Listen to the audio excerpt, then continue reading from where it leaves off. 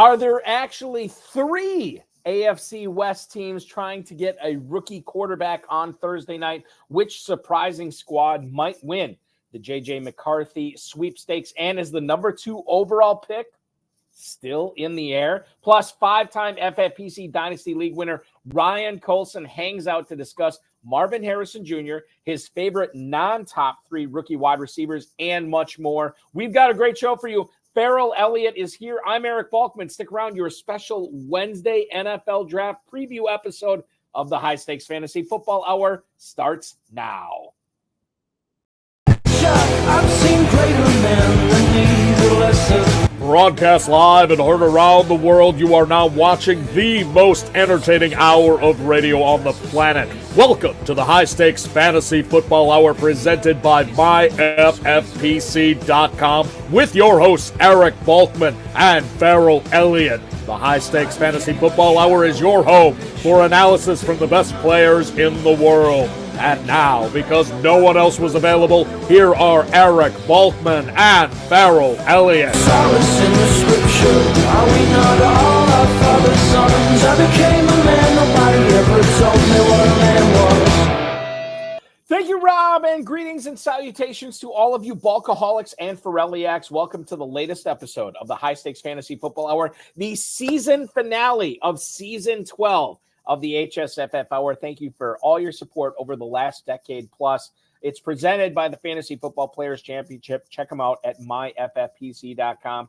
I'm your slightly above average host, Eric Balkman. You might know me from the RotoViz High Stakes Slowdown, the Better Sports Network's High Stakes Fantasy Football Show, and of course, the FFPC. I will bring in my co-host, the definitive commissioner of fantasy football, Mr. Ferrell Elliott, shortly. Coming up on tonight's show, Ferrell and I are going to wax poetic on the potential of a Pac-12 quarterback remaining out west as he gets selected potentially on Thursday night. Whether Malik Neighbors is actually the wide receiver 1 in this class before 5-time FFPC Dynasty League champion Ryan Collson joins us to talk about which wideout the Bills potentially, or maybe for sure, will select on Thursday night in round 1 of the 2024 NFL Draft. Whether Justin Herbert could actually be on the move and much more. If you want to connect with us on X, please do so at HSFF Hour. I am at Eric Balkman. And, of course, check out the Kentucky Fantasy Football State Championship run by Ferrell Elliott over at KFFSC.com. That's KFFSC.com. Post on our Facebook page, facebook.com/HSFF Hour. You can email us as well at highstakesfantasyfootball@gmail.com. If you have any questions for us, now is the time to send them in. We're going to try to get to all the chat room questions, tweets, and emails. And I know there's a bunch of them with the NFL draft less than 24 hours away as far as the first round goes. Thanks to our audio engineer and my best friend Bryce and our producer and mutual friend Rob. We'll get to everything we can tonight for you, the listener/viewer/streamer/downloader/awesome person. Ladies and gentlemen, if you want to check out what's going on at myffpc.com, well, quite frankly, there's a lot. Empire Leagues have arrived at the FFPC. 50% of the annual prizes in these Empire Dynasty Leagues will go to the league's Empire Pot.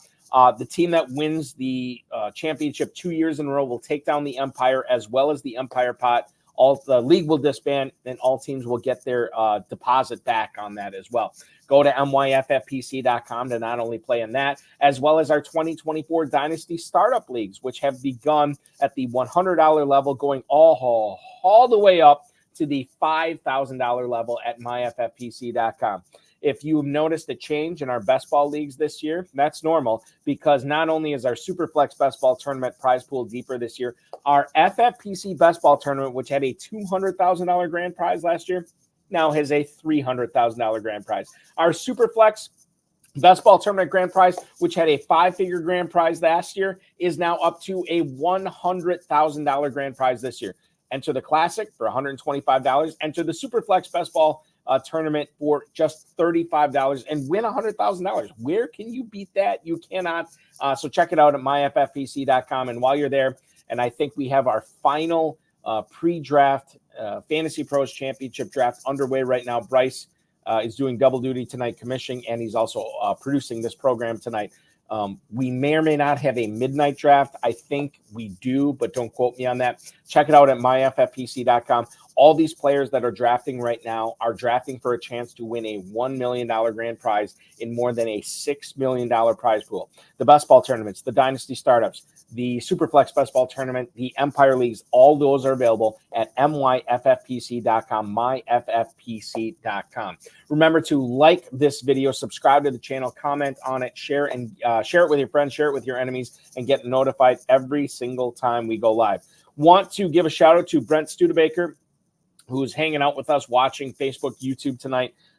We are covering next Friday the FFPC Genesis and Revelations draft. Now, the Revelations draft is already full, but as Brent Studebaker is pointing out in the chat tonight, 2 more spots need to be filled in the Genesis draft, and we will cover that live along with Revelations at a special 9 p.m. Eastern start next Friday. We'll do Revelations for an hour. We'll do Genesis for an hour. It's going to be a lot of fun. If you want to have your team reviewed by myself and Ferrell Elliott, as well as the other drafters live on air, sign up now at myffpc.com. Mother of God, I apologize. We're 7 minutes in. Everybody's like, Balky, I'm sick of looking at you. I'm sick of looking at that disgustingly long beard. Bring on the best hair in the business. He is at jferrellelliott on the X, the commissioner, definitive commissioner in fantasy football, and the boss over at the Kentucky Fantasy Football State Championship at KFFSC.com. Ferrell Elliott. Ferrell, happy draft week. I know, like, as excited as I am for this has got to be even more exciting for you. It's an exciting time, Balky, and people ask me today what's going to happen in the draft, and my answer now is I don't really give a damn because let's have it. Let's get it done. They're going to do what they're going to do. They're going to make lots of trades. It's day one is always an adventure. Day two gives you some indication of where you're going, and day 3 is a free-for-all that ends up lasting into day 4, even once the television goes down. So thank you. It will be an exciting weekend. And thank you for that nice introduction. However, Balky, wherever you travel, you are the boss. And when you arrive at the KFFSC, you do become the boss. And our guest last week, the Hammer, what a wonderful gentleman.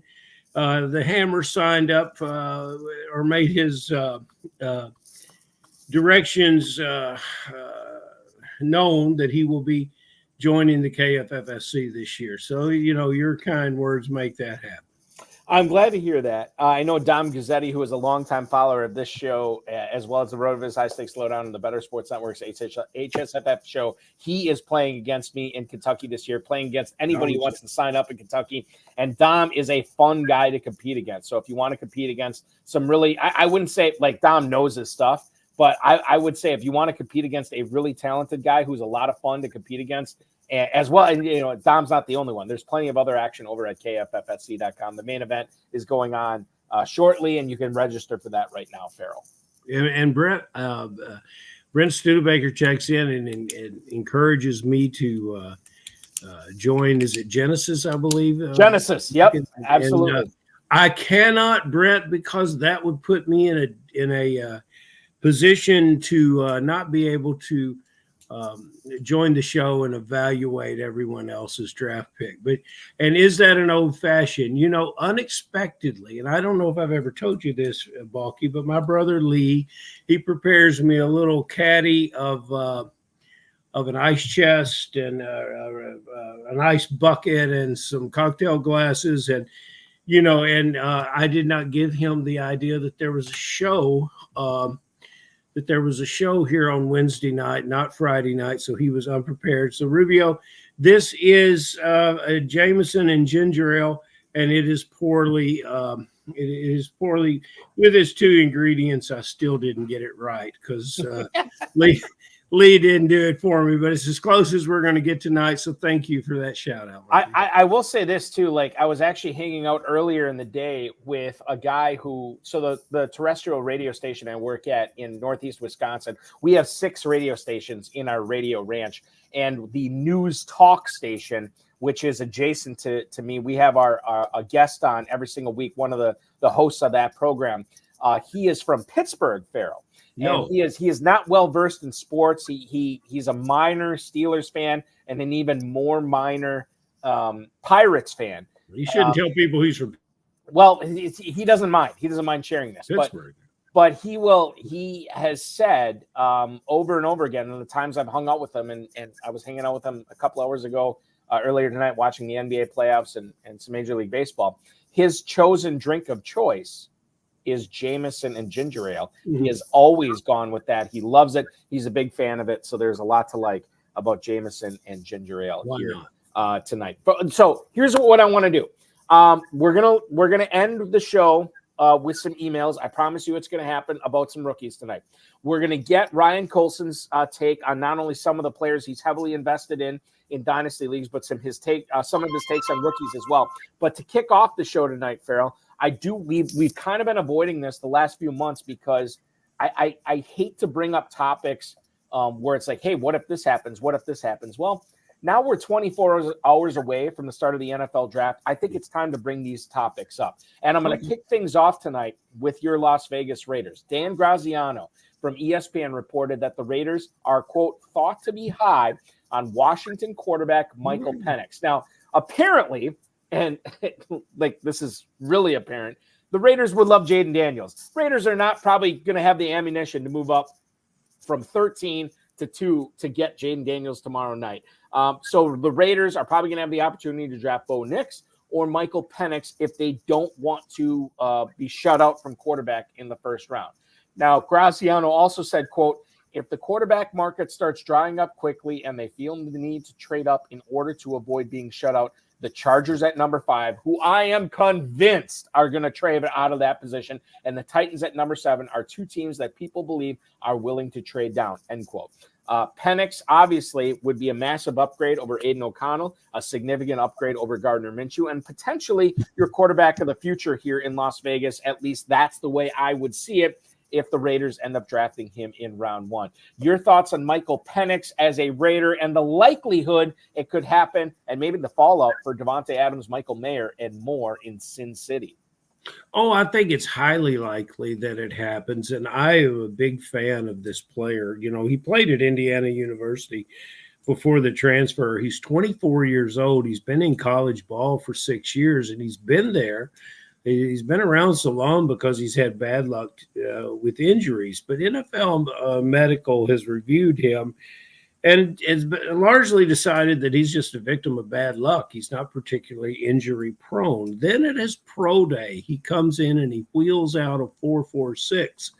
You don't see this necessarily in his college film, and I don't think we'll see it as a big part of his professional game. But where we will see it is he will extend the plays with his feet, and that's very important with the Raider offense that will feature a new running back, there's the big surprise for the Raiders as far as I'm concerned is who's going to play running back. And if Penix could land here, it would be a gift for him because he makes enough of the throws, extends the plays with his feet. His best play is his recent play at Washington, and there's nothing about his game that cannot be improved with Devontae Adams and Jacoby Myers. So this is a wonderful spot for the Raiders, a wonderful spot for the player. Injury situation with Penix with his shoulders and knees, obviously not as healthy as some of his other rookie cohorts this year. Kind of a polarizing issue. How do you stand on Michael Penix and how healthy his body is going to stand up over the course of, quite frankly, a decade in the NFL if all things go right? Well, that's what we wouldn't hear him being talked about being this high a draft pick if they thought that those injuries were any more than just bad luck.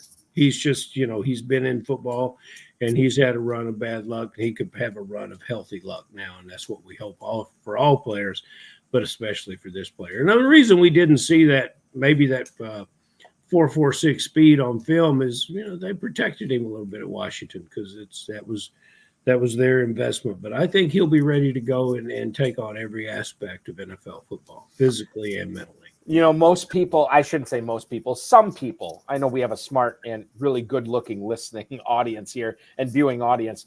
But I will say some people are not aware Michael Penix actually started his career in the Big Ten with the Indiana Hoosiers of all teams. Another quarterback that is going to be drafted high Thursday night is also from the Big Ten. He of the defending national champion Michigan Wolverines, and that is J.J. McCarthy. Jeff Howe, who works for The Athletic, says there's, quote, going to be a race between the New York Giants and Minnesota Vikings for J.J. McCarthy in the draft tomorrow evening. Now, per recent reports, and again, and I just said this in the YouTube chat, it is lying season, so take this with a grain of salt. If you weren't hearing this in February, if you weren't hearing this in March, I don't necessarily know if you should be paying close attention to it in April. But I will say this regardless. So the Giants apparently want to get a quarterback this year to compete with Daniel Jones in 2024 and maybe take over for him in 2025. The Vikings lost Kirk Cousins to the Atlanta Falcons. They signed Sam Darnold. I can't imagine that is the long-term solution for the Vikings this year, and they could be trying to get a quarterback of a future in the 2024 draft, even if it means surrendering not only 2 first-round picks to move up, but maybe a 2025 first-rounder as well.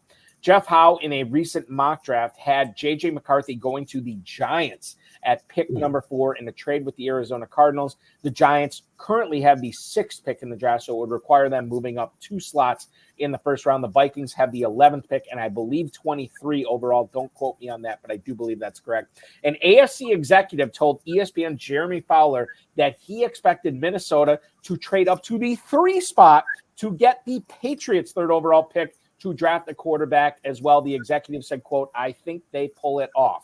Do they? Do they not? I don't know. It's what makes Thursday night so enjoyable. We are going to see what happens here. Ferrell, J.J. McCarthy, I'm going to put the proverbial gun to your head right now.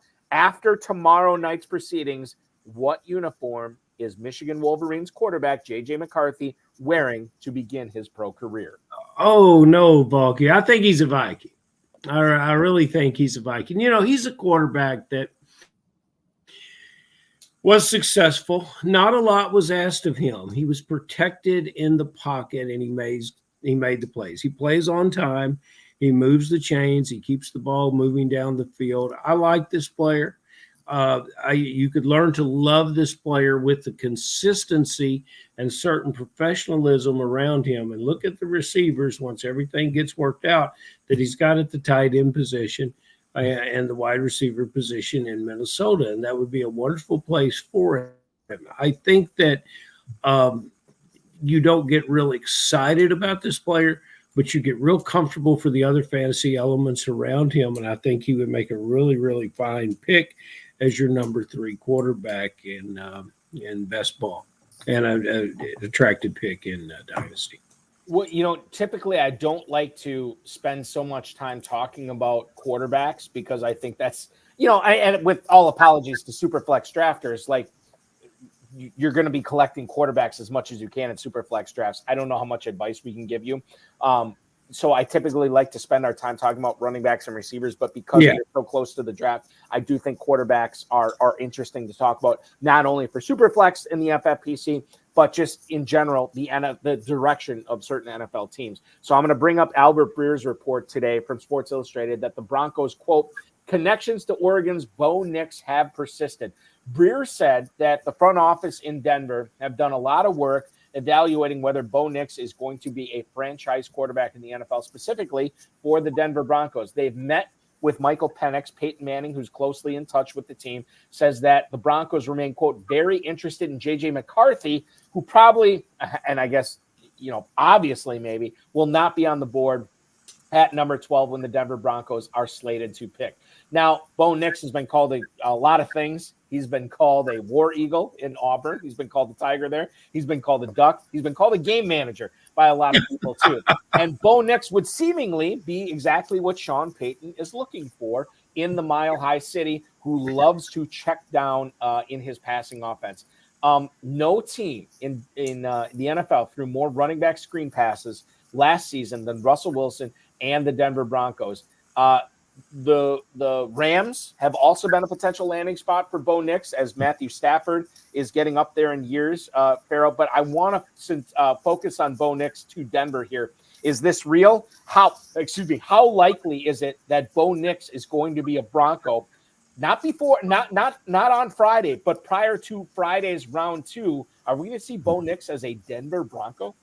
I don't think so, but it wouldn't surprise me for all the reasons that you said. I think they've done a good job positioning themselves to take advantage of any of these quarterbacks, as well as they've added quarterbacks to the roster, none of which that we particularly like for fantasy football purposes. And if they've decided that they are going to come with that word again, a game manager offense, I struggle with the concept of any rookie really being a game manager.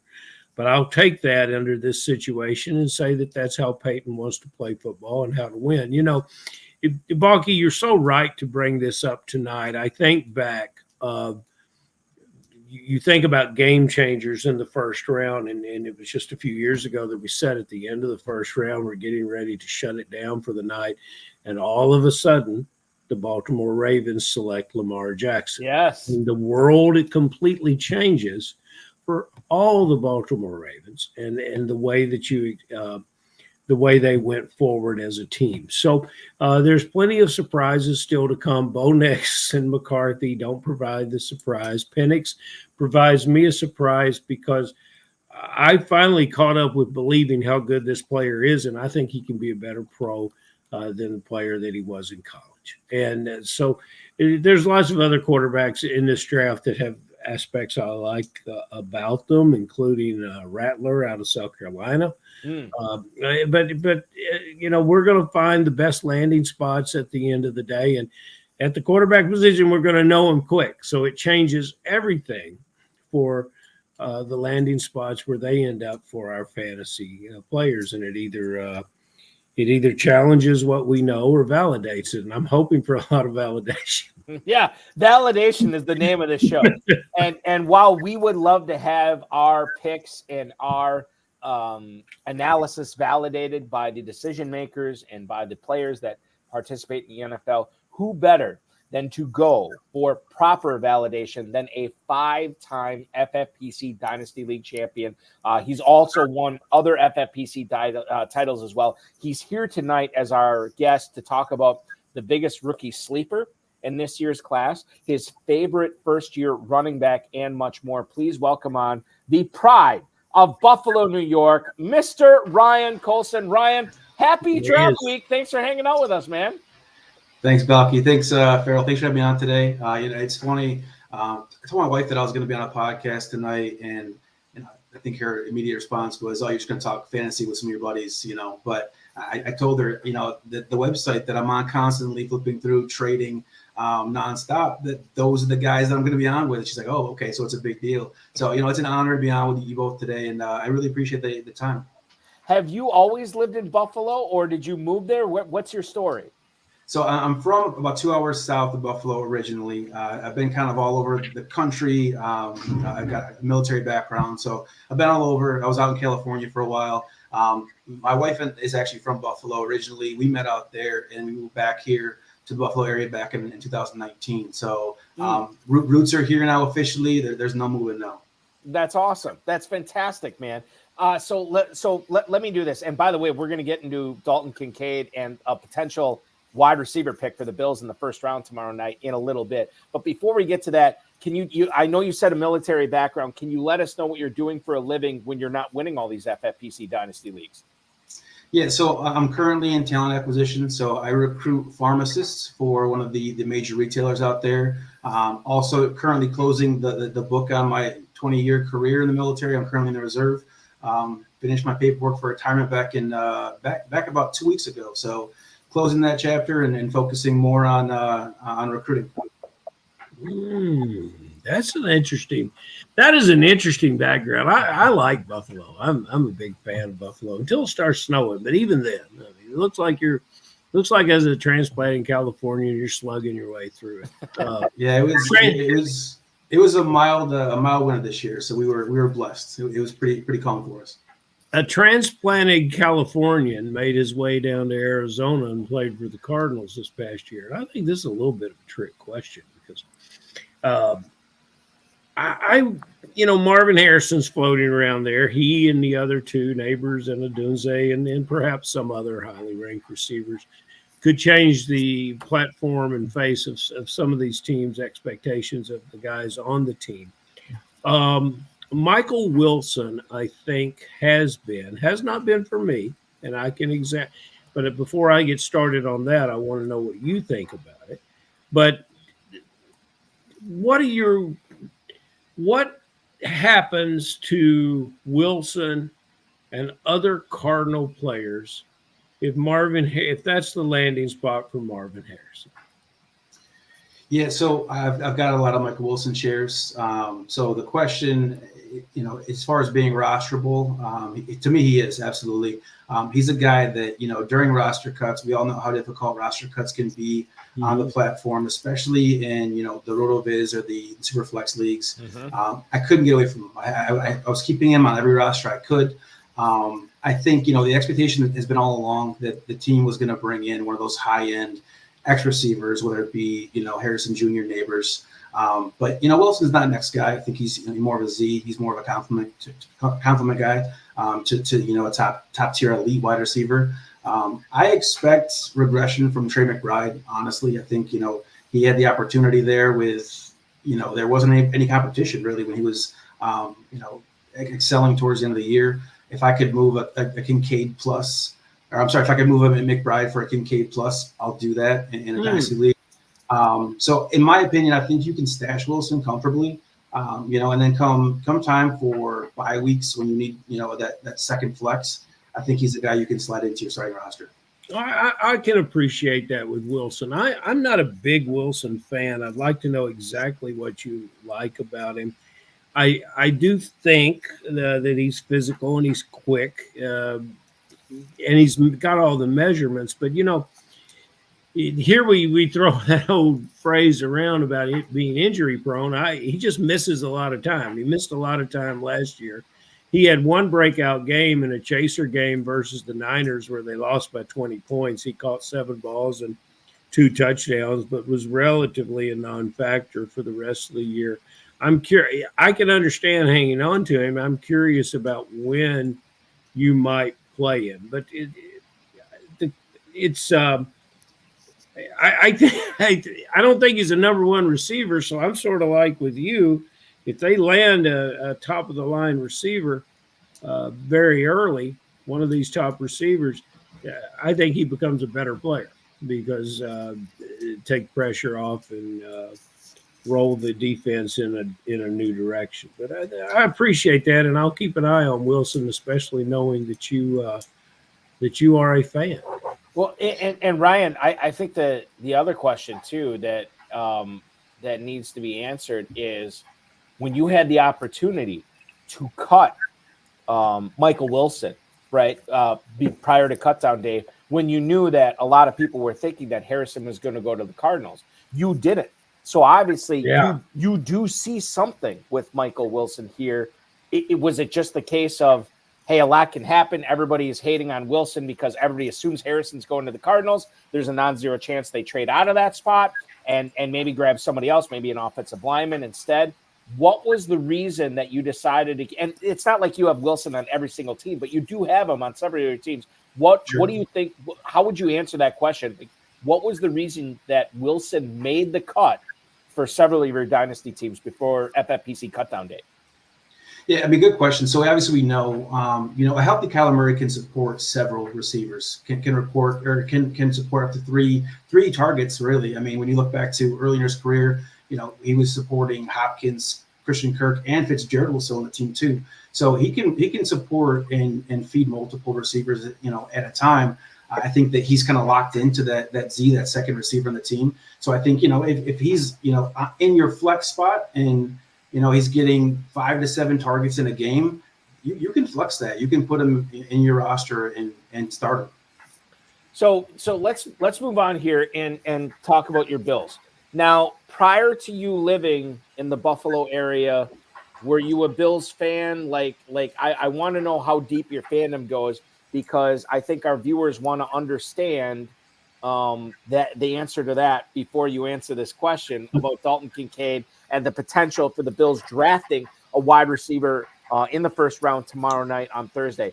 Kincaid was a player the Bills traded up for last year. And obviously, there are certain Dalton Kincaid owners in the FFPC saying, God, I hope they don't draft a receiver. I need all these Kincaid targets next year. But there's also a certain section of people saying, God, I hope they do draft a receiver, take some of this pressure off Kincaid. So maybe his target volume goes down, but his target efficiency and production actually goes way up.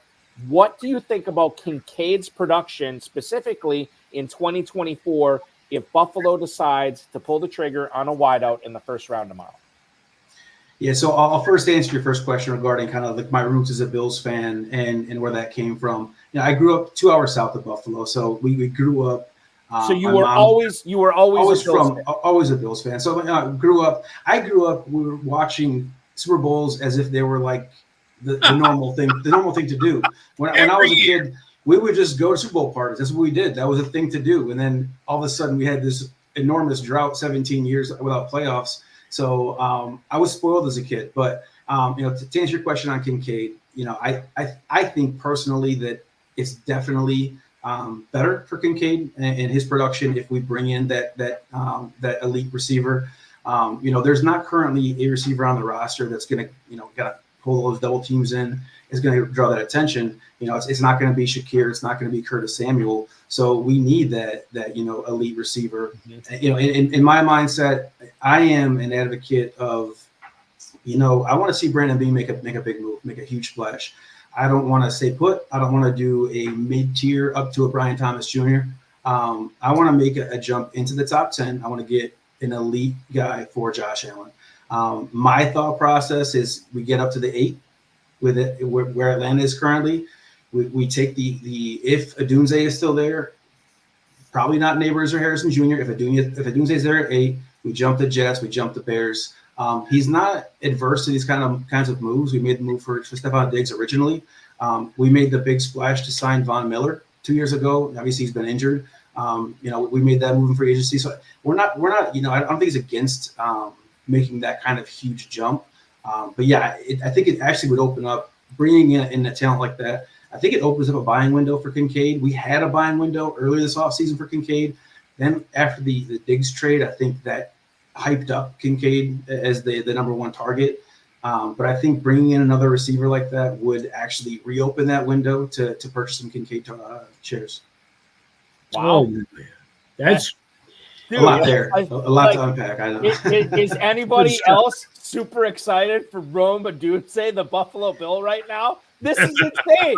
I love it. I'm here for it. And honestly, God, listen, I don't think it happens. But as Ryan pointed out, Ferrell, there is a non-zero chance of it happening. Want to see it as a Bills fan. And if that does happen, all of a sudden we're like, okay, who are we taking as our first receiver in our FFPC rookie draft? Are we taking Harrison to the Cardinals? Are we taking Neighbors to the Giants or somebody else? Or are we taking Rome blanking Odunze, who is going to be the number one target for Josh Allen for the second half of his career in Buffalo? That is compelling, my friend. This is why I love the NFL draft. It would be awesome to see. Whether it happens, I don't know, but I'm here for it. Well, it would also break my heart a little bit, but I'm prepared for my heart already to be broken in regards to my dynasty teams because so many of them have Justin Herbert at quarterback. And every day you pick up the paper, who else is jumping off the ship and where are they going to come from? And I like some of the players that are still there, but that's a lot of firepower. What do you see the Chargers doing? A lot of firepower has moved on to other teams. And how does this quarterback react to it? How does it look different for him moving forward? Yeah, I know, again, I've got a lot of shares of Herbert. If we're assuming that Harrison Jr. goes, to the Cardinals at 4, seen different things as you guys started the podcast discussing, potential trade backs. I saw Ben Albright's his mock draft today where he had Minnesota moving up to 5 and taking McCarthy. I think it was, the Chargers moving back and taking J.C. Latham, the offensive lineman out of Alabama. So different scenarios. With a scenario like that, I think, they could, take stabs at a few wide receivers later in the draft. I think ultimately the best, from a fantasy standpoint, obviously the best situation is to take Neighbors at 5. Ever since they traded Keenan Allen, I've kind of put my stamp on Neighbors at 5. I think the only thing that would change that would be a trade back to gain more draft capital. When you look at their offense from last year, you look at all the receivers or all the playmakers they've lost. Keenan Allen without the 100 targets that he had. Mike Williams moves on. You got Austin Eckler moved on. Even people forget about Gerald Everett. He had 70 targets last year. So you're looking at over 300 targets that are vacated from that offense right now. So whoever it is, they're going to eat, and they're going to be. I mean, if it's Neighbors, I think he automatically becomes a top 8, top 10 dynasty wide receiver. Like I said, I am just convinced the Chargers trade down, but there is a chance, and maybe more than a 50% chance, the Chargers could still trade down and still get Neighbors, depending upon how far they want to trade down and who's trading up. I mean, it's such a good offensive tackle class. You got Joe Alt out there. You have 4 quarterbacks potentially going in the top 5, maybe top 6 picks. Again, what is Arizona going to do? Are they going to trade again? It's just, I feel like the closer we get to the draft, the more questions I have, which is really frustrating. But it's so much fun, right? It's so much fun to be taking this in. So we're talking tonight with Ryan Collson, the 5-time FFPC Dynasty League champ. Caleb Williams is probably going to be the first overall pick tomorrow. I think he's like minus 20,000 on most betting websites. So if you like burning money, go ahead and set a pick on FanDuel or whatever that Jaden Daniels is going to be selected first by the Bears. And maybe you'll win a lot of money, but you probably won't. Assuming Caleb Williams goes to the Bears here, Ryan. DeAndre Swift has been a pretty significantly good pass catcher, not only at Georgia, but in his time in Detroit and Philadelphia. Marshawn Lloyd was Caleb Williams' running back last year at USC. Marshawn Lloyd did not top 20 receptions. Marshawn Lloyd is capable of catching the ball for more than 20 catches a year, but because Caleb Williams was so agile with his feet and a guy that is kind of underrated as a runner, I think that kind of limits the output of at least catches for whoever his starting running back is going to be. I think we look at DeAndre Swift, we're excited. We see he's on an up-and-coming offense. Obviously, DJ Moore, Keenan Allen, Cole Kmet, Gerald Everett are all on this team next year, and now you get Caleb Williams here. What kind of an impact do you see right now on Caleb Williams having, specifically on DeAndre Swift's reception output? Is it going to be a death knell? Is it going to be okay? Is it overrated? Is he still going to be good? What's the impact that you're seeing? Yeah, a lot of mouths to feed, right? So, I mean, even unpacking it beyond that, when you look, they bring in Shane Waldron from Seattle, who's the offensive coordinator. Looking at running back targets in Seattle last year between Charbonnet and Kenneth Walker III, they were bottom 4, Seattle was, in receptions or targets to receivers from the quarterback. So I don't think it's even in the scheme so much in his offense, unless they brought Swift in for that reason to kind of, get those numbers up. When you look at Caleb Williams, I think, he's got that playmaker gene. So I see if he gets in trouble in the backfield, I would imagine he's probably going to use his legs more often than dumping it off to a wide receiver. So, I mean, for those reasons, combined, I'm kind of out on Swift in Dynasty this year. We asked our guests last week this question. I was impressed with his answers, and I was impressed with Balky's commentary. I have commentary for it this week, but I'm much more interested in hearing what you think, and that is the running back position in this draft. In my current drafting in the Empire Leagues, the Empire Dynasty, I'm seeing the running backs disappear pretty quickly, and I'm seeing the rookie running backs disappear pretty quickly, and I don't necessarily know which ones that should have a premium draft position on them. I know which ones do, but I'm not so sure they should. Your clarity would be very welcome here. Can you give us a running back or two that you like best amongst the sticky players? Yeah, and we all know that ultimately, draft capital and landing spot are going to matter in a big way in this class. But we don't have the Bijan Robinson, we don't have Jahmyr Gibbs in this class that step out or that stand out so much. But there's some really nice landing spots I think this year. You hear obviously a lot about Dallas and the Chargers. But you got the Cardinals to replace Connor essentially. Even the Ravens, bring in a running back in this draft that can replace Derrick Henry in the next year or two. You've got Cincinnati, which bringing somebody to compete with Zach Moss and Chase Brown. So there's opportunity there in this class. My favorite's Jonathan Brown. I know Jonathan Brooks. You're going to hear a lot of Jonathan Brooks being the number one out of Texas. Obviously he was behind Bijan and Roshan. While in his time there, he's got good size, 6'2", 216. Not the most explosive, but I think probably the most rounded running back in the class. He doesn't do anything exceptionally well, but he does everything pretty well, in my opinion. He can catch out of the backfield. I've seen comps to like Melvin Gordon. So I like Jonathan Brooks a lot. I also, to your point, Balky, I think Marshawn Lloyd a lot. I think he's one of the guys that you can bring in, is a 3-down back, and he can be effective immediately in one of these backfields. The torn ACL for Brooks doesn't really concern me. A lot of these backs in this class have had major knee injuries already. So, it wasn't a serious tear. It was pretty clean. I think and when you look at it, if you look at Jonathan Brooks, if he ends up in a place like Dallas, like we talked about, I think immediately becomes a top 6, top 8 dynasty running back. So there's gonna be some you're gonna see running backs jump up the boards depending on landing spot for sure. I like that, and Balky, that's how I went about answering the question to prepare for it this week, and I thought you were going to hit on it, and you didn't, but you're all around it, and that's at the Raiders. Because when I take a look at the running backs on the roster, White included, I think these guys have liabilities that don't necessarily suggest a starting running back. And I think one of my favorite running backs in the draft will be whoever the Raiders take. Yes. One of my second favorite running backs in the draft might be who the Raiders take second.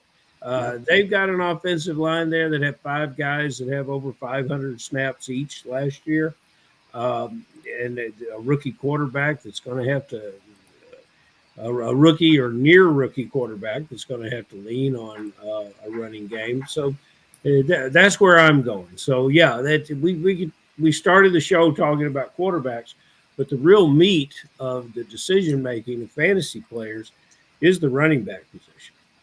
So let's do this. As a guy who owns Zamir White in, let's just say, multiple dynasty leagues right now. Would that be you, Balky? That might be me. I'm not going to say. Some idiot in Appleton, Wisconsin with a big beard may own Zamir White in multiple dynasty leagues. Ryan, I was really excited to see the Raiders go ahead and sign Alexander Madison, because I thought, okay, this cements them as not being a big player for running backs in the round 1 or day 2, or day 1 or day 2 of the NFL draft. But to focus this on Jonathan Brooks, what if Brooks goes to the Raiders? And what if he is not like what if he is like a round 3 pick? Like, what if guys like Trey Benson go to Dallas? What if a guy like Jalen Wright ends up going to the Chargers? What if a guy like Blake Corum, well, maybe Blake Corum to the Chargers is better, and Jalen Wright to the Bengals or something like that? Yeah. And Jonathan Brooks ends up being like, instead of being the first running back off the board, he's like the 4th running back off the board. You said, and I happen to agree with you, landing spot is key for all these guys. But if Jonathan Brooks ends up going as the 4th running back off the board, are you dinging him a little bit in dynasty leagues because of how the NFL evaluates his talent? The fact that multiple teams passed on this guy multiple times and 3 running backs were chosen in front of him? Or are you still a believer in the talent? Like, how do you balance something like that? Again, if it happens on Friday where Brooks ends up slipping. Yeah, I mean, to your point first off, with Alexander Madison, that does not scare me at all. Right. I was a Madison truther for a little while there a couple of years ago when he was given the opportunity to take over the lead back role in Minnesota, and he flopped, So Madison does not scare me at all. Zamir White, when he was drafted, he was 3rd, 4th round running back originally? I think he was 3rd, right? 3rd or 4th. 3rd round for Zamir White? Don't recall. I'll look it up. Keep going. So yeah, I mean, I think Brooks landing in Oakland would be another great landing spot. with that draft capital, if he's third or fourth off the board, what are the teams looking at? Are they looking at the ACL? Are they hesitant to bring him on board now? Would they rather bring on, like to your point, a Trey Benson or Jalen Wright? I wouldn't ding him on that. Ultimately the talent comes through, I think, and especially once he gets healthy, I think he competes with Zamir White. Probably takes that lead back role. So Zamir White, I'm looking it up right now. As far as where he was drafted, and this is what's so stupid about Zamir White is I probably should have cut him or traded him multiple times, and I never did because I'm too lazy or I'm in too many dynasty leagues, which, by the way, is not possible. You cannot be in too many dynasty leagues. That's not it. No, it's probably not it. But number one, I did not know this. The dude's nickname is Zeus. How do you trade a running back whose nickname is Zeus? You cannot do it on your team. Cool. Yeah. And he went to Georgia, which is like running back you. Like, you got to love Zamir White. He ended up being, to your point, I was wrong, Ryan. You were right. Round 4, 122 overall in the 2022 draft, going to the Las Vegas Raiders. So I think that's very interesting right there. And we'll see what they do in the draft, because there's obviously an opportunity in the Raiders backfield, but I like what I saw last year for sure. The thing is with that too, with that fourth round capital, I get so concerned now with these later round drafts, because those running backs without draft capital, going back to Philip Lindsay to Damian Pierce, who was great recently. We all thought he was gonna break out, and then all of a sudden he's been replaced. So I think draft capital is really important when it comes to the running back position. Which Permar99 in the YouTube chat, Zamir White, Balky loves landmines. And I said, Balky loves landmines is going to be a great fantasy football team. That would be going good. Forward. Yeah, I love it. Let's move on from running backs. Let's talk about wide receivers. So I think, Ryan, and if you disagree with this, let us know. But I think the clear delineation between the wide receivers in this year's NFL draft, it's whatever order you want to put them in. Harrison, Neighbors, Odunze, those are the top 3. And then there's a drop-off to number 4. The question I have for you, if you take out the top 3, what's the one pairing you want to see with a wide receiver to a team that would be best for fantasy purposes? You can't do Odunze, you can't do Harrison, you can't do Neighbors, but outside of those 3, who's the one receiver that you really want to see go to this specific NFL team? So I think Brian Thomas Jr. to the Jaguars would be a great fit. They don't have a top receiver currently. They moved on from Calvin Ridley. So right now Christian Kirk is their number 1. I think you put Brian Thomas Jr. I think Lawrence bounces back this year. I think in an improved offense. Give him that top level wide receiver in Brian Thomas Jr. I think that'd be a great fit. Well, Mr. 5-time Dynasty winner, the pressure is on you now. This is a tough question, but it's here we are on the eve of the draft, so I'm going to go ahead and answer it. I want a sleeper. I want a guy that nobody really pays attention to that gets drafted. I want this year's Puka, this year's Kyron Williams. Maybe I should just pick someone the Rams take. But I need your breakdown of who that player is. I have several candidates, but I do not want to poison the well of your mindset by even bringing in the first one up. Tell me your sleeper, the guy nobody's talking about. We had one last week that people dropped in with that I thought was very unique. A receiver down at Florida State, Wonky. But who we going with, Ryan? Sleeper of the year, 2024 draft. Yeah, so if you'd asked me this 4 or 6 weeks ago, I probably would have said J.J. McCarthy, but obviously that's off the table now because of the hype and draft capital we're going to see. Give me some Jermaine Burton. Oh, yeah. Give me some Jermaine Burton out of first Georgia, then Alabama. 6 foot, 195, 200, physical, good hands, good speed on the outside. Obviously, there's concern with character. I don't know all the details behind the character concerns. 6 different teams. I know that at one point in time he punched an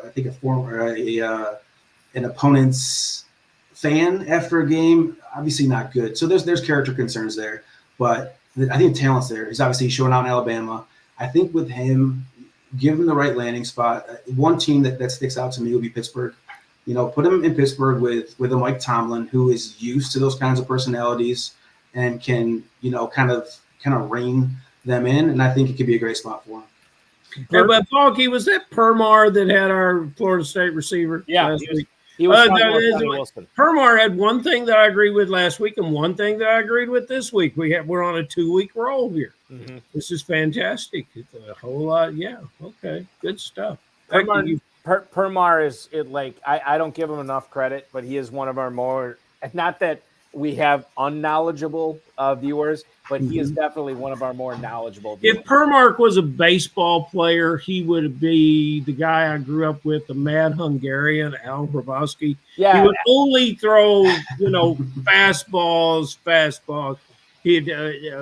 Permar just comes 120 miles an hour on every come. I would say Permar, as long as we're on the baseball topic, he'd be one of these. Hrabowski was a pitcher, obviously. Reliever, yeah. A reliever, yeah. I think Permar is more of a catcher, one of the more cerebral players in baseball to equate that to fantasy football, because I always think he's going a little bit deeper than most of us, myself included, are looking at in stuff like this. So, yeah, I mean, I think Permar definitely, and we gotta get him on the show. We'll get him on the show. He's actually a former altar boy because he's lighting candles for AU. So he said he was a baseball player in college. So there you go. Maybe he was a former. Permar went to college. Come on, Ferrell. No.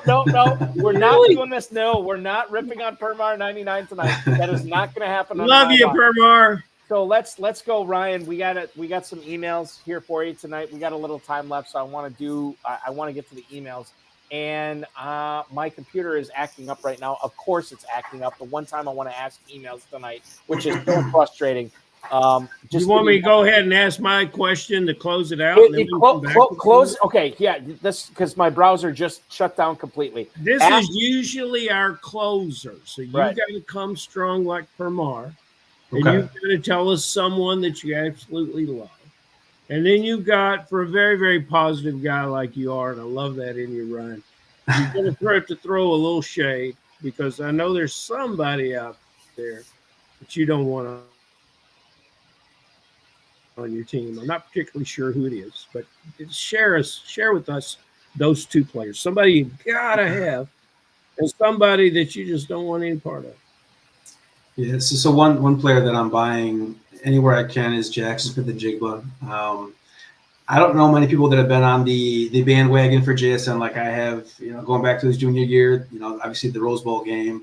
That wide receiver room, he had, Olave, Garrett Wilson, Harrison Jr., all in that same team and still showed out. I think had an unlucky rookie year, obviously broke his wrist in that preseason game against Dallas. So he was already set back from there, and then playing kind of third fiddle to Metcalf and Tyler Lockett. I think this year, with a full preseason, a full, off season, I think he takes that second wide receiver slot from Tyler Lockett. He had 93 targets last year. They all had over 90 targets last year, so they're pass the ball a lot. But we saw his talent in spurts. He had the big touchdown catch over the Eagles, which we saw. I think he increases that target share probably to like the 110 or more range. Potentially even being, the number one receiver in that offense.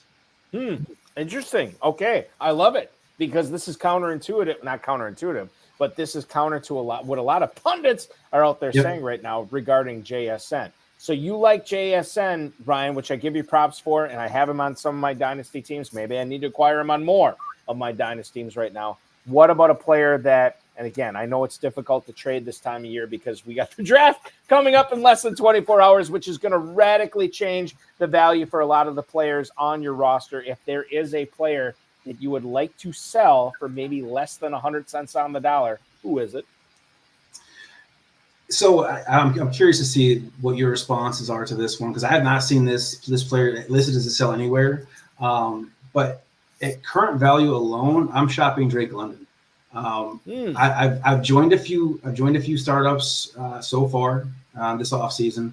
I've seen him. He's going in the startup range, late second, early third. I've seen him go as high as 2.7. So I've seen him go at 2.7 ahead of Garrett Wilson, ahead of AJ Brown. If you're telling me I can get AJ Brown plus for Drake London, I'm making that move. If I can get Garrett Wilson plus for Drake London, I'm making that trade. So, I think that the hype has kind of been on. Obviously, the hype's there with, Arthur Smith leaving. They bring in Raheem Morris. They bring in Kirk Cousins. They can't feed everybody to that extent where Drake London's all of a sudden the wide receiver 7. So I'm at least seeing what I can get for Drake London currently. It's interesting when you take a look at what Atlanta did in their passing game last year. They were worse at the receiver position in all categories of passing.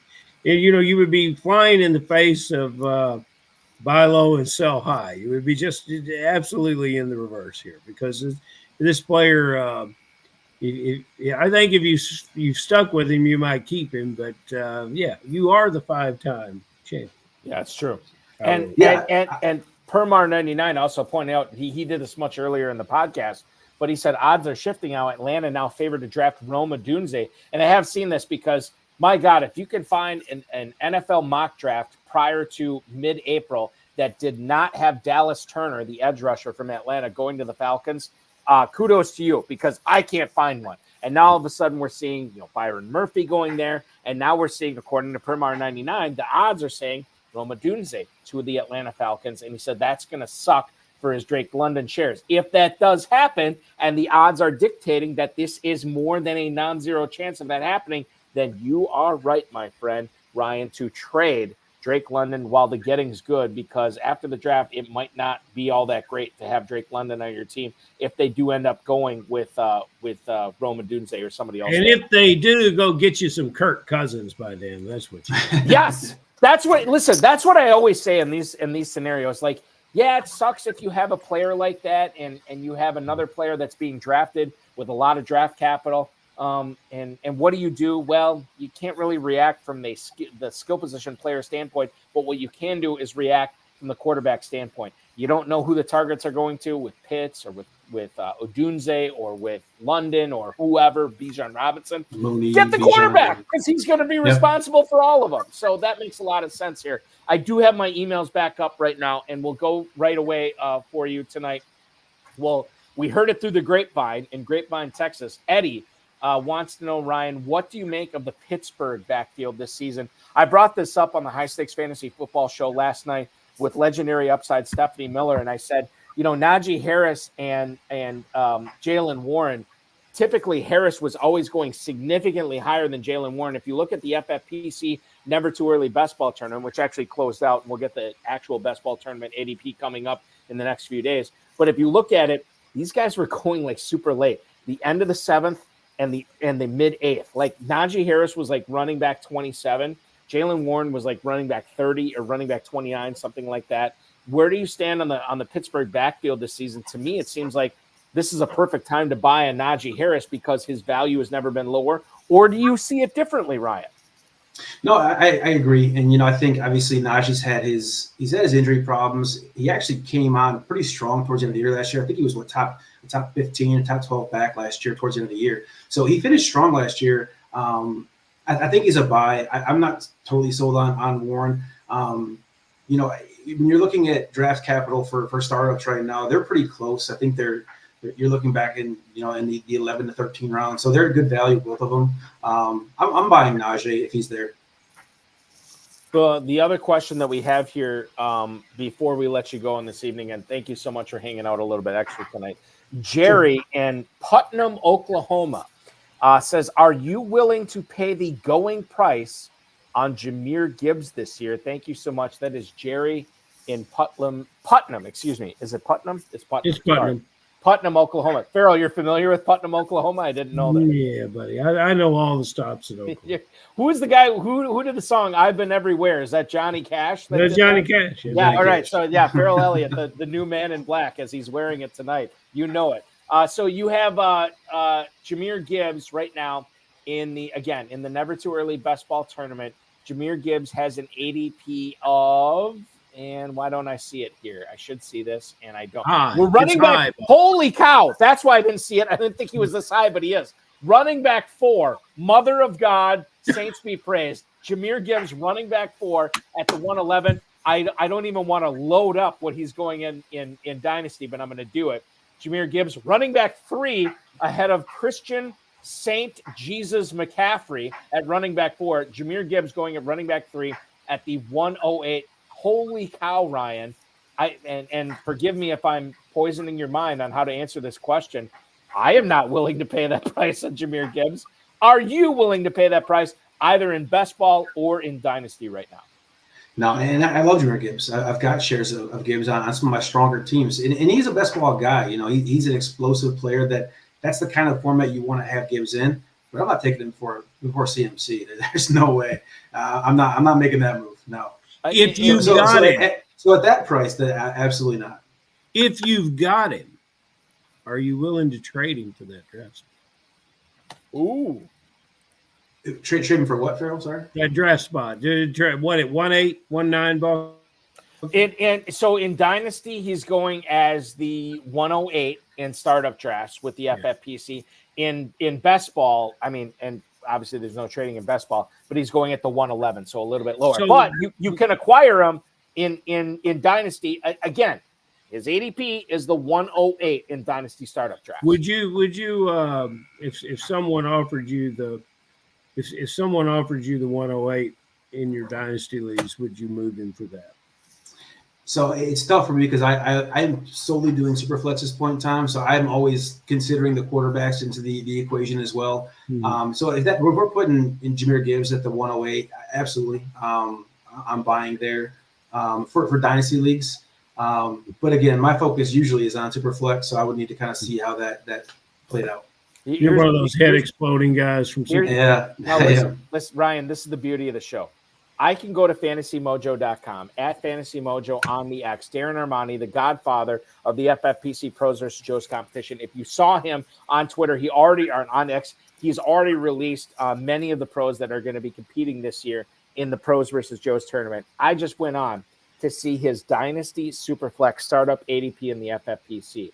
Gotcha. Jahmyr Gibbs, again, Dynasty startup Superflex, is going as running back 3 still, but in that format, he is going as the 210 behind players like Trevor Lawrence, Kyler Murray, Jordan Love, Caleb Williams, Justin Herbert, Anthony Richardson, and then, of course, the big 6, Allen, Mahomes, Hurts, Stroud, Jackson, Burrow. What about in a Superflex Dynasty startup, Jahmyr Gibbs? Would you give up the 210 to acquire him in a startup?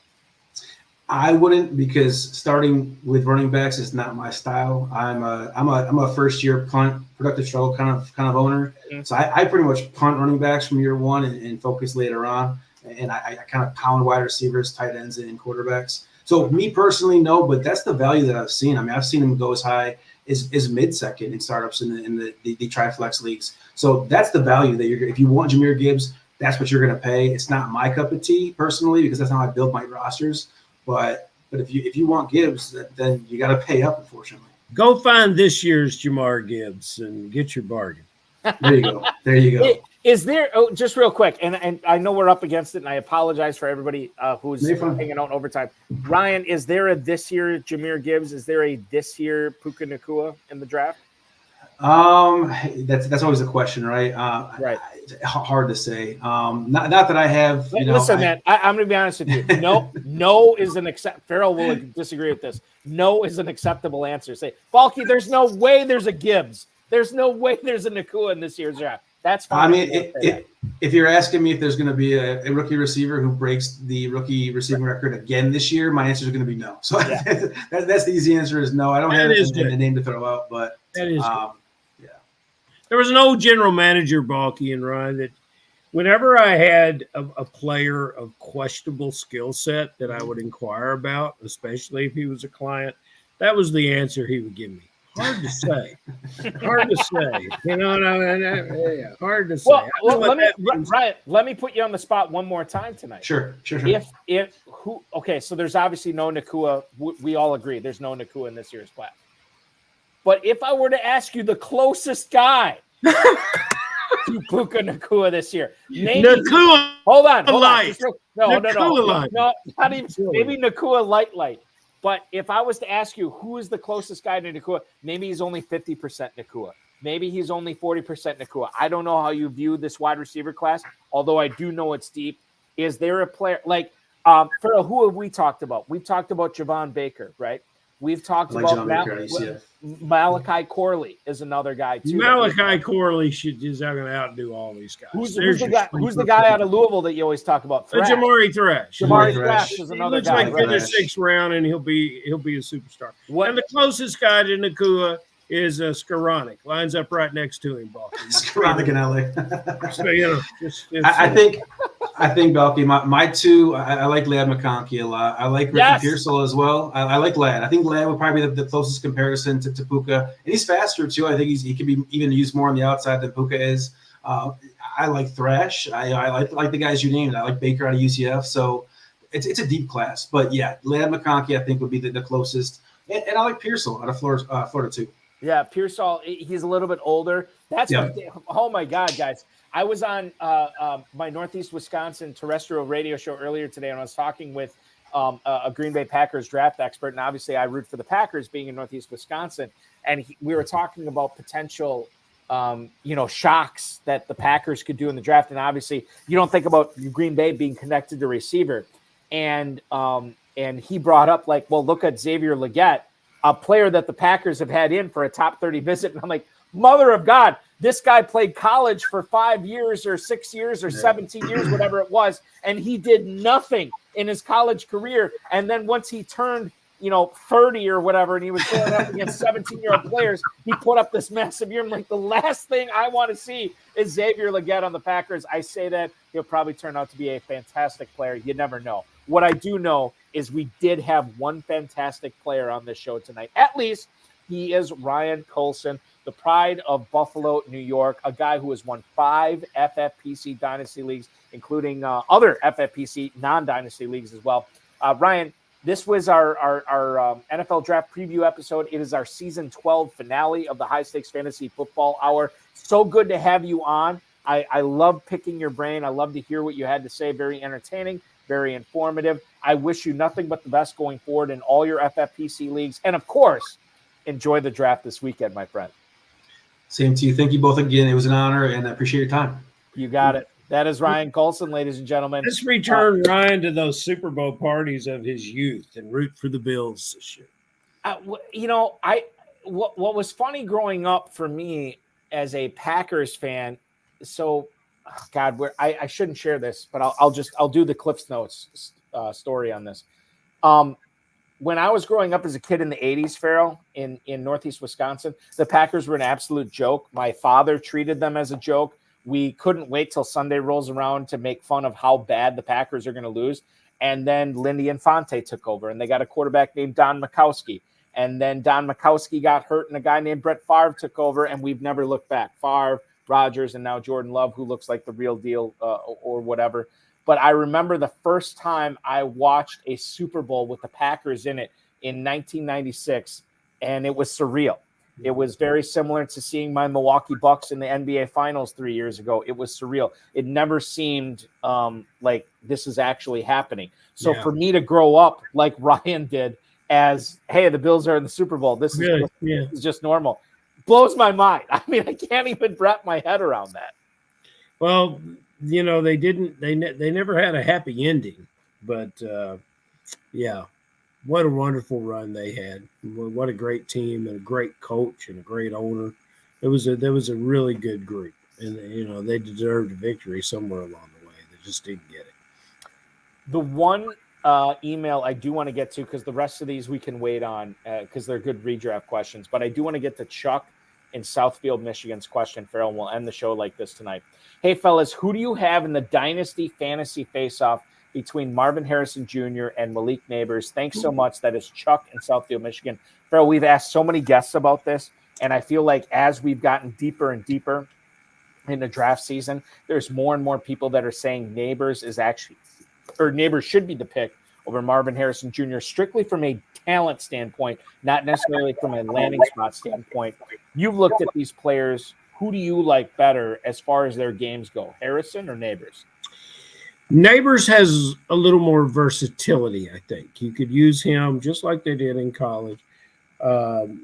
both at the X and in the slot. He changes direction. He has my beloved trait of all great wide receivers, movement skills. In Harrison, you have football IQ, you have speed, you have strength. You have him doing it, having success on the highest level of college football, generational talent. And you've got one thing that I love in players like Harrison, that's why I'm such a big believer in Pittman, is he has size. And so there's differentiations in their talents, but at the end of the day, they're two of the best receivers we've seen come into the league in a long, long time. And so one's going where and one's going the other, and who gets the better quarterback and who plays in the better weather and who's, there's just so much. But as far as the skill set, you can't separate them. If I tell you Harrison tonight, in the morning I'll tell you Neighbors. And that's the problem of being an NFL general manager. These decisions these decisions are so difficult. That's why in the movie, which was very accurate, the draft day. What? Yeah, that was very accurate. No, the movie was very accurate, especially when they called the young general manager at Jacksonville. He didn't seem to know what was up. And not picking on Jacksonville, but that's what happens. But there was elements of that, and that's why the general manager puts a little piece of note in his pocket. He says, "Vontae Mack, no matter what, I made up my mind. I'm going in no matter what, because at some point you got to quit evaluating these guys." And that's what's happened earlier this week. They asked Ryan Poles this week, and he runs a good press conference, runs a good ship. I like the people in the front office that he's put around him. And someone asked him, to tip his hat, and he looked at him and says, "That's why you got to show up Thursday night." Yeah, that's right. But yeah, it's you can look back on it and say, yeah, well, I said that one guy was better, and he was. Permar just said Permar's on a roll. He's getting some things right tonight, and he's talking about Neighbors' ceiling being higher at certain things. Right. It may be so, but only because Neighbors might not be asked to do the same kind of things that Harrison will be. But it's fascinating to watch. What about Ferrell? I'll leave you with this. If Friday morning the NFL first round will be over of the draft. What is the one thing we're going to be buzzing about? Is it going to be where the quarterbacks went? Is it going to be how many skill positions went in the first round? What's the one thing that we're going to be talking about that I don't want to say the biggest surprise, but the one thing that you think that we're going to be talking about after the draft is over, 12 hours later, when we wake up and say, wow, I can't believe that went down? The team that needed obvious offensive help made a long-term investment in a non-skill position player, either defensive line, offensive line. That type of draft pick will send the fantasy world askew because they'll say, look who was on the board, and they took this player. Right.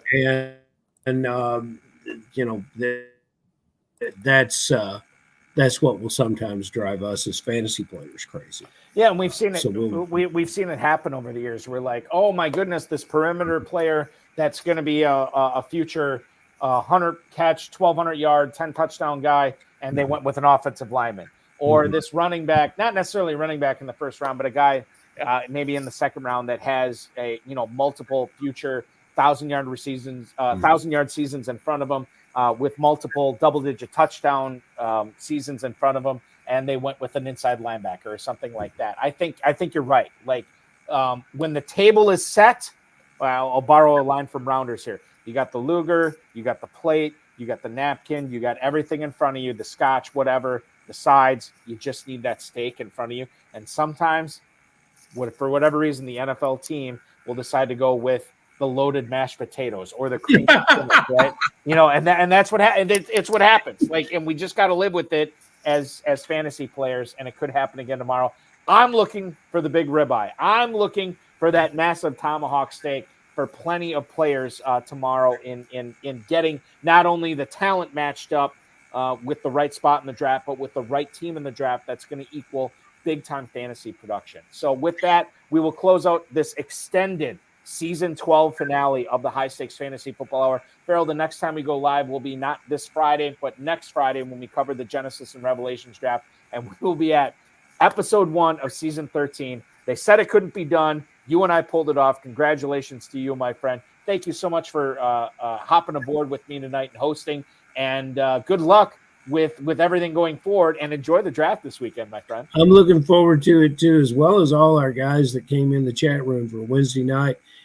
We had a great group, Dom and Rubio and all the guys. And it's Hermar, Bill Hollywood, everybody. Billy Hollywood, came in, and appreciate that always. So, thanks, guys.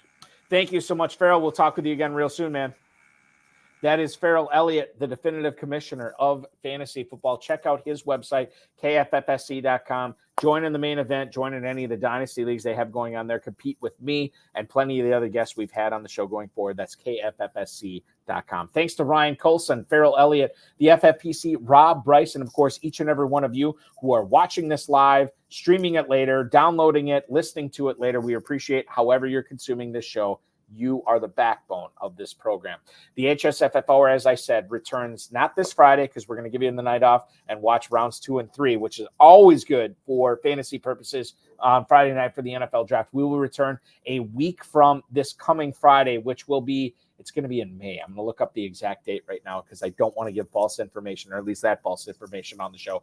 May 3rd, we will be covering the 2024 FFPC Genesis and Revelations live drafts starting at 9 p.m. Eastern time. We'll cover Revelations for the first hour, Genesis for the second hour. If you want to get your team covered and maybe perhaps do a little interview spot on the show, you definitely can do that. 2 spots left in the Genesis draft, $150 entry. Make sure you're signing up for that at myffpc.com.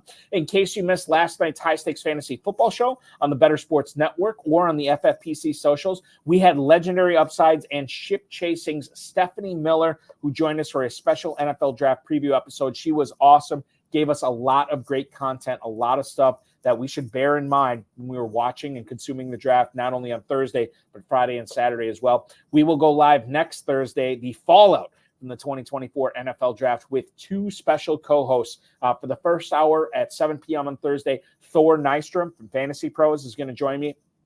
Talk all about the rookie landing spots and what they mean for fantasy. And then in the second hour from 8 to 9 Eastern time, RotoWire's Alan Seslowski, you know him from Player Profiler and all the podcasts they're doing over there. He's going to talk about the rookie drafts, where these guys should be going, where should be targeting them, and maybe a few sleepers in the rookie draft depending upon landing spot as well.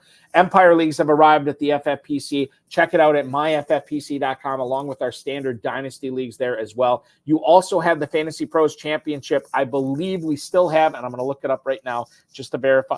Maybe I won't look it up right now because my computer's been acting up, but I do know we have a Fantasy Pros Championship live draft going on right now. Go to myffpc.com. I think we do have a midnight draft that is taking signups right now. So if you want to get in one last Fantasy Pros draft, we are trying to win $1 million prior to the start of the NFL draft. Make sure you're taking advantage at myffpc.com. You can win $1 million in April. You never know how these things shape out. Myffpc.com is where to go for that. $1 million grand prize, $6 million prize pool at myffpc.com. And by the way, the FFPC main event also available. You can pick up a $1 million grand prize if you win this year's contest over at myffpc.com. Like this video, subscribe to the channel, comment on this very video, share it with your friends, share it with your enemies, and get notified each and every time we go live right here again. youtube.com/FFPC Fantasy. I want to wish you good luck in all your rookie drafts going forward. We'll talk with you again a week from this coming Friday. Enjoy the NFL draft, everyone. You deserve it. Thank you so much for watching. We'll talk with you again real soon.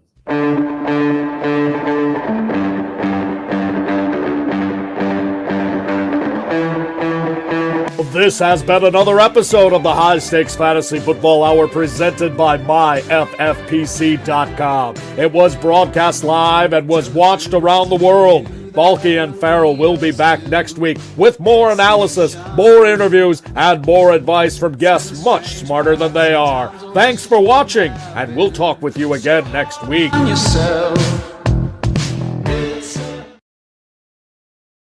Can't believe I almost forgot. Mother of God.